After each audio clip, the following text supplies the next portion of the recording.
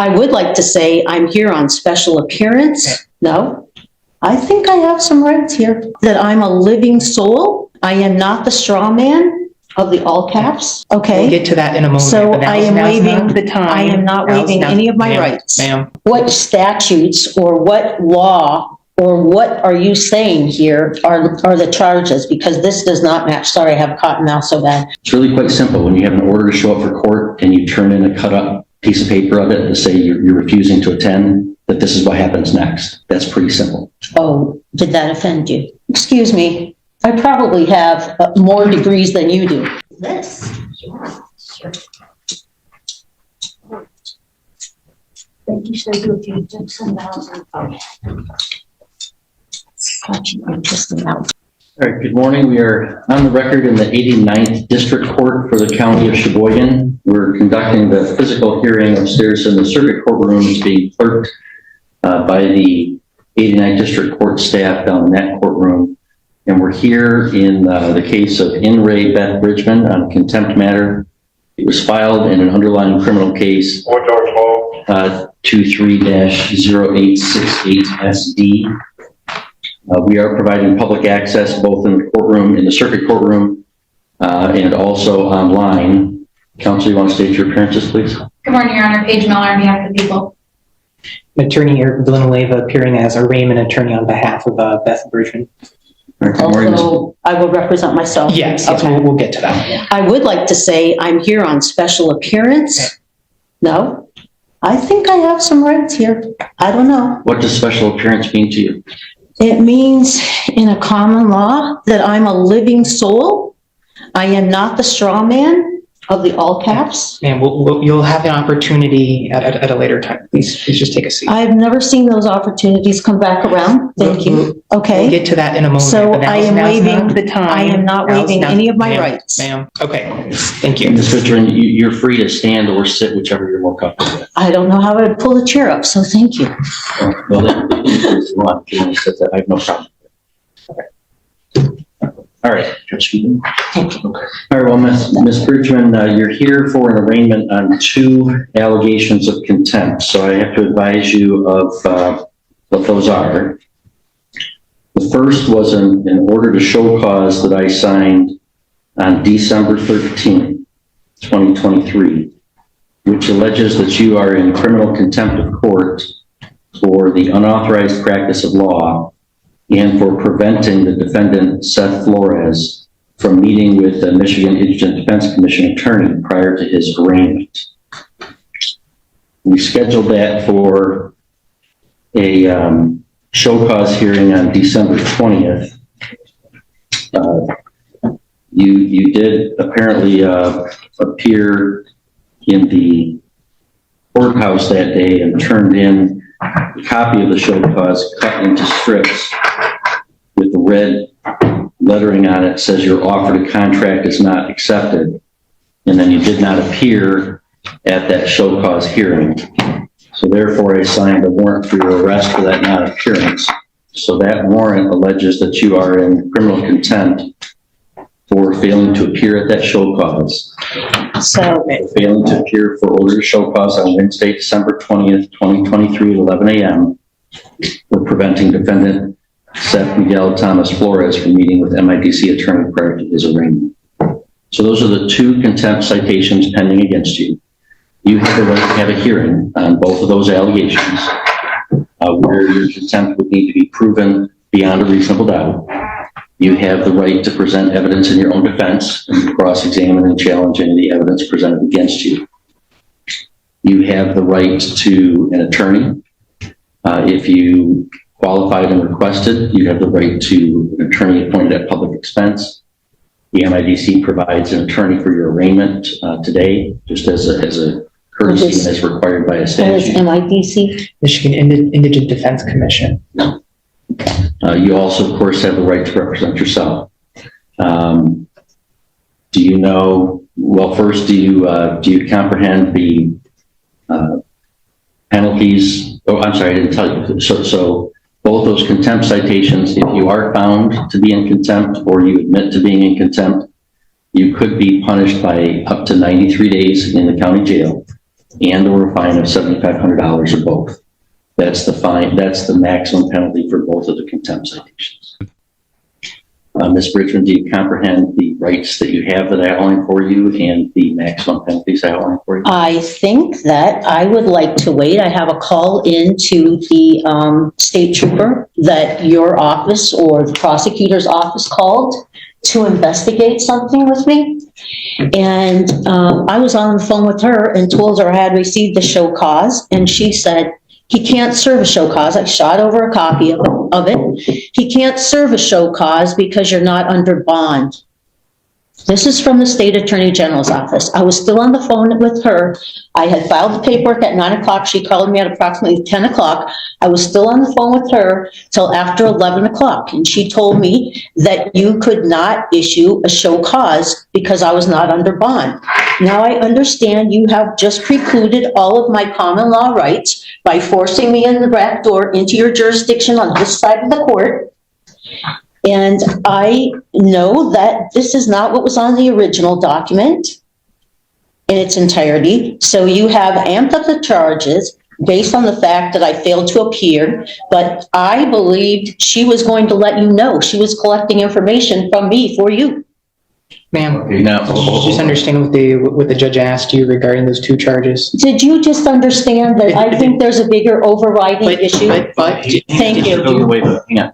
Thank I'm you. not going to have this. I'm going to fire him, actually, so thank you very much, because I will represent myself. Okay. So you're telling me things in defense of the contempt citations, and you'll definitely have an opportunity to present any. No, because you already, Hang on, Mr. Villanueva, please stop. I don't want to have this be an argument between Thank you you. and Ms. Bridgman. I just like to, state that well, I think we need to back it up. pleading not guilty to both of those, and that she would like to request a hearing, that she would like to represent herself at that future Okay. hearing. No, Your but Honor, I all just of my want to- rights were strongly impinged upon for even when I never failed to appear. Okay. We're going to have a hearing where you. She was working, okay, Okay, you're going to get your Mr. hearing. Villanueva, No, I'm this directing you to is- stop thank you. arguing with Ms. Bridgman. Okay. I mean, it's a pretty serious thing to have to spend the night in jail, to be brought in handcuffs and everything else. When I was not being belligerent in that regard, she told me that it was not an authorized show cause. All right, if she told you that, she didn't have the authority to do so. But anyway, that's for the later hearing. So Well, she was today's purpose is investigating. Okay. Today's purpose is to advise you of the two contempt citations. So do you comprehend the maximum penalty that those could carry and the rights that you have that I outlined for you? Now, can I ask, what statutes or what law or what are you saying here are the charges? Because this does not match. Sorry, I have cotton mouth so bad. This does not match what the previous document was that you sent to me. And I have a picture of it on my phone, but my phone's not with me. Okay? It does not say. I've told you the charges. I don't have to answer further questions about that from you.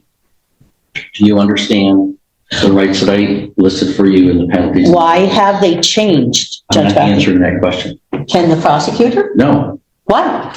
I need an answer to my question. Do you understand that? So you said you want to represent yourself, right?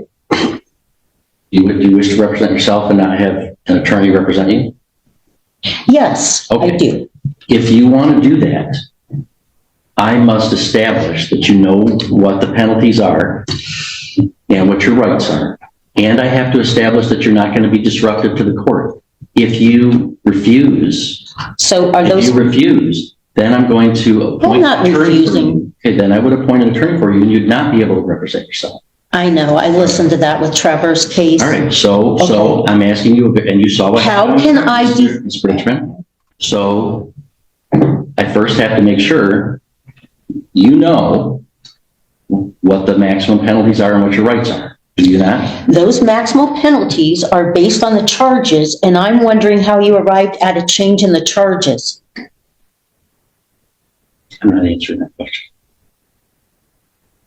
You know that you could face up to 93 days in jail and over $7,500 fine. You understand it. Up to that, okay, but I don't even understand what the charges are. Okay. And do you have any questions for me about any of the rights that I listed, that you have to have an attorney and have a hearing and present evidence? Do you have any questions about any of those rights? I have a whole question about the whole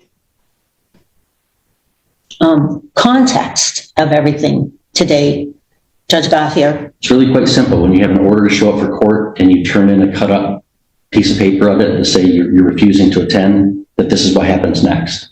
That's pretty simple. Oh, did that offend you? No, it did not offend me. It was a contempt of court. It's a It's common law not about thing. anybody's personal feelings. It's about the authority of the court to compel appearances, and you did not appear. So I do believe, based upon your answers, that you do understand the maximum penalties that you face and the rights that you have. So, Ms. Bridgman, Mr. Villanueva indicated that you wish to plead not guilty to those charges of contempt. I gather from your comments that you would agree that you're not pleading guilty. That's correct. Okay. All right, so we'll enter a not guilty plea on your behalf to both contempt citations. We'll schedule this for a hearing where the prosecutor will present evidence, and you can present evidence in your defense. If you want to have an officer come testify on your behalf, you can certainly do so. I would like to request a trial by jury. There is no right to trial by jury in a contempt matter. So that request would be denied. Okay, so then there's no chance to understand what you're charging me with prior to this hearing. I've told you what you charged. I can read it again if you want. I don't see where there's a code or a statute or any law that I have actually violated here. Well, that's not required to be on a contempt citation. I've told you what the allegations are. If you want me to read them to you again, I will. Okay, and the contempt charges that you're saying have changed from the first time. No, there are two. One is the contempt for unauthorized practice of law and preventing Mr. Flores from meeting with his MIDC attorney prior to his arraignment. The second one is for failing to appear for the show cause hearing on that contempt. So I only show one now. What one do you have? And this is preventing. And how did you arrive at this at a later date than to issue a bench warrant? Mr. Villanueva? There's two items checkmarked here. This is after the fact. So then you added a different charge than the previous one about the same date. Ma'am, he read two charges. There's two charges marked here. Excuse me. I probably have more degrees than you do, okay? All right. Now, I'm going to find that please, Judge Gothier. sure, go ahead. Thank you. Okay. So the first one was that I was practicing law. That was the first one. That's the show cause that you say I failed to appear for. No, it was contempt for unauthorized practice of law and preventing defendant Flores from meeting with MIDC attorney prior to his arraignment.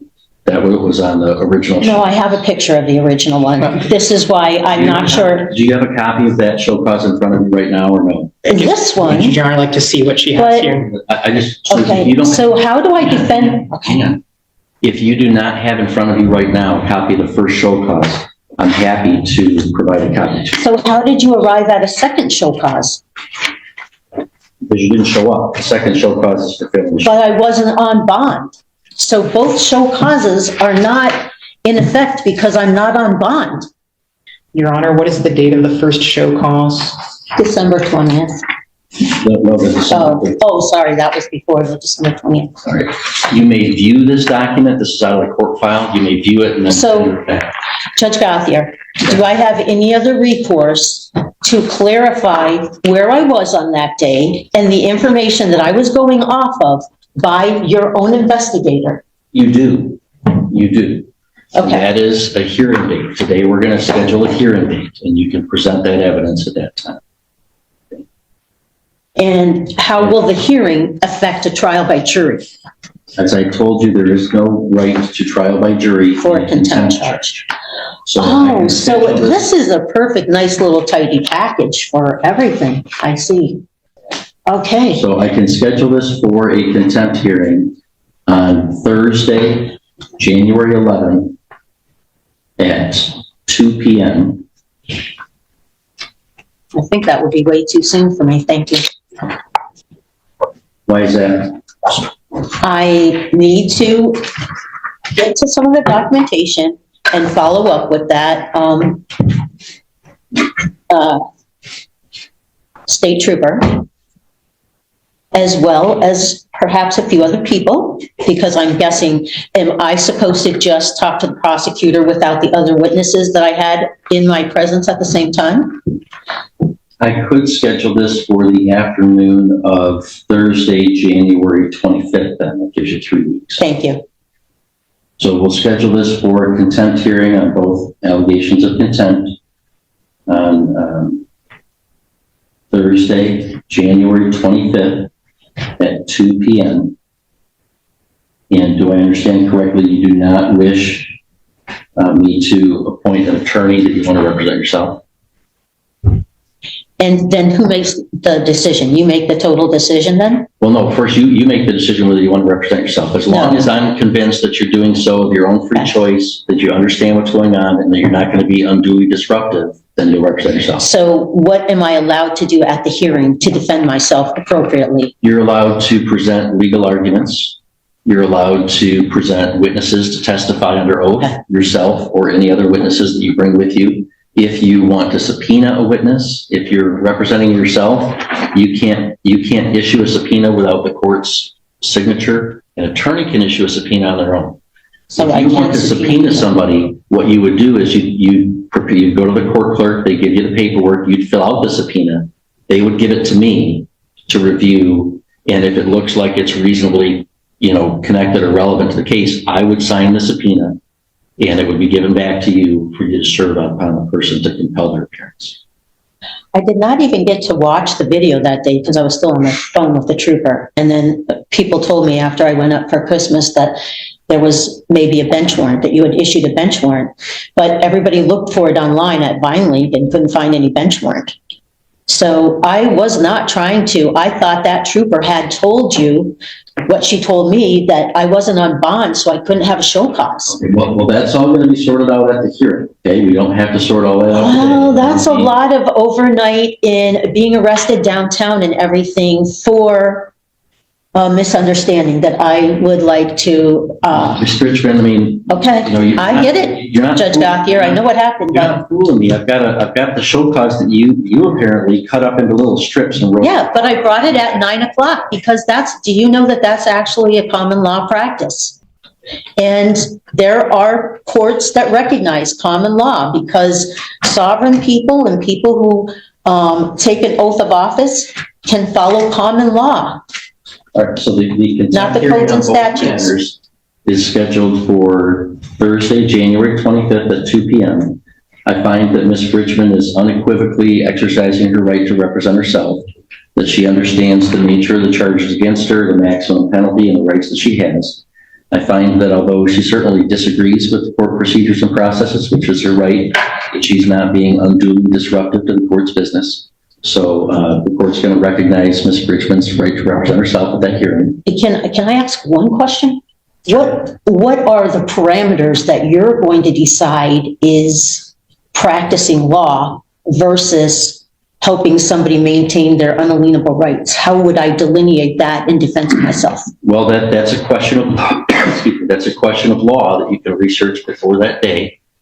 And I said I'll entertain legal arguments. The prosecutor will have to prove beyond a reasonable doubt at that hearing that you did in fact practice law on that day. That's where then there's a risk to representing yourself, because an attorney, has access to and better training and researching the case law, interpreting what that is. The Michigan Supreme Court has issued some opinions about what that is. If you're representing yourself, you're going to have to find those on your own and make the argument as you see fit. If you want to hire an attorney, or if you want an appointed attorney, they would be able to fashion those arguments on your behalf. But I'm not going to. No, I've been down that path before, and it never turns out the way they first present themselves to you, that they're going to fight the case. It never turns out that way. So I'm fully cognizant and aware of that, but I wanted to see what your standard was going to be. It's going to be what the law requires. But I'm not sure which law you're referring to. So I have to research all the laws to determine what this says that is different than the first show cause.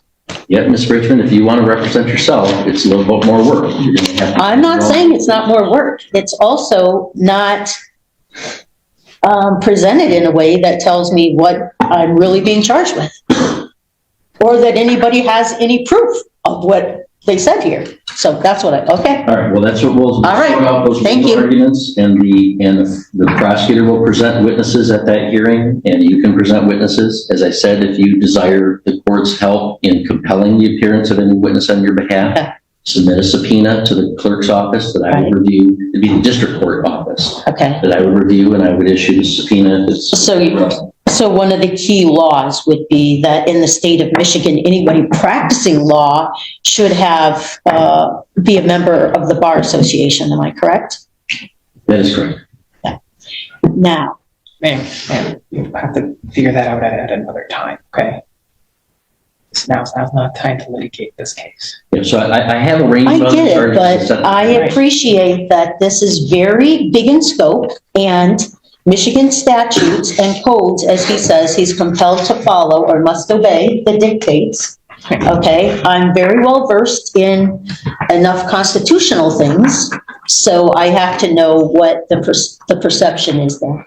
So, thank you, I appreciate And Ms. any Bridgman, clarification. I do have to follow what the, any decisions of the Michigan Supreme Court are binding law on the lower courts. There are constitutional system in Michigan.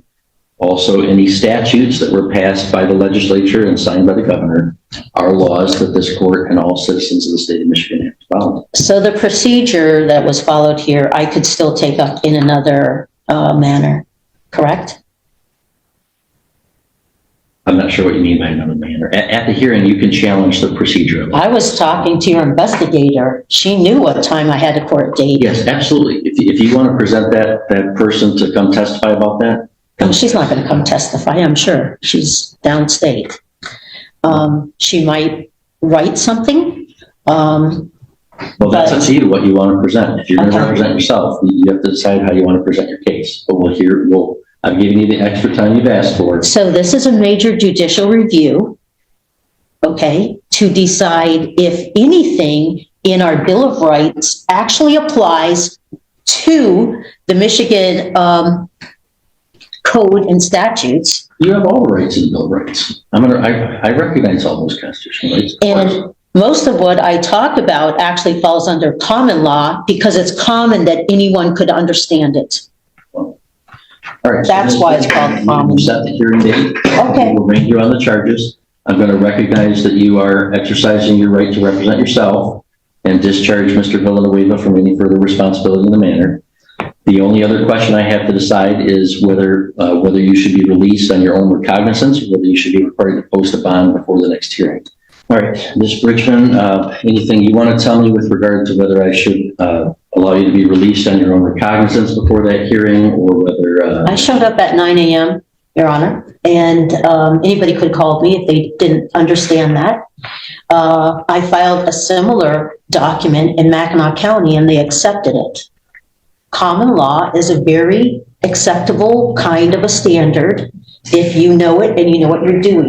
So maybe there'll be a chance that I can present some of these other avenues, because how does my country tell me to take an oath of office to defend the Constitution, but then I'm held to only codes and statutes of the Michigan legislative body, governor, and perhaps Supreme Court?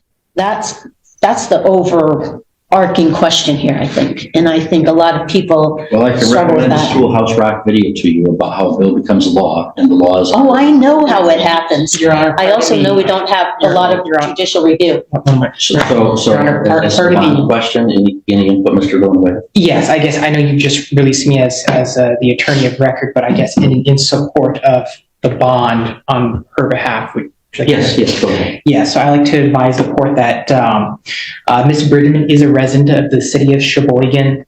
She advised that she's a former social studies teacher. She's presently collecting disability, so she informs me I'm unaware of the status of if she has an automobile or anything. I I'm not aware of any known criminal history for Ms. Bridgman, and she reports that she has no drug or alcohol issues. Granted, there's this allegation of not appearing at a previous hearing, and she was picked up, I believe, within the Sheboygan County for that. And so I advise that Your Honor, oh, and one last thing, she's a politically active member in the community. She has audited an election previously. So I believe, she's more or less, I guess, committed to this area, this local municipality. It seems unlikely that she would go anywhere, and how she would do that. And so, Your Honor, I would ask that you set reasonable bond for her release. Thank you. All right, thank you. Well, I don't believe that Ms. Bridgman poses any danger to public safety. I don't think she's a flight risk per se of fleeing from the jurisdiction. However, I do believe that she's a heightened risk of just flat out refusing to appear, as evidenced by the fact that she cut up the previous show cause into little strips and wrote that she wasn't accepting an offer. Well, they didn't. It wasn't an offer, it was an order Sorry. to appear. They didn't actually hand it to me. Just refuse to appear on orders to appear by saying, sorry, I don't want to. So I don't think that release on her own recognizance would be sufficient to secure her appearance. So I'm going to set bond in the contempt matter at $10,000 cash or surety of the full amount. There'll be no special conditions attached to it, however, just the standard conditions, Ms. Bridgman, that you have to make sure that we know if you change we have to know your address, contact information. You can't violate any laws in the state of Michigan or any political subdivision thereof, and you must appear for all court appearances. So the whole bond thing keeps me under your jurisdiction, which I wouldn't have come into your court the same way today, except that you put me in jail, so I was forced to. That's the bond that I've set. So This is the struggle between keeping my oath to defend the Constitution and adhering. I've taken a similar oath, and I believe I'm going to get one today, Ms. Bridgman. So we'll see you on the 25th. We will look at the case law. That's what. All right, adjourn.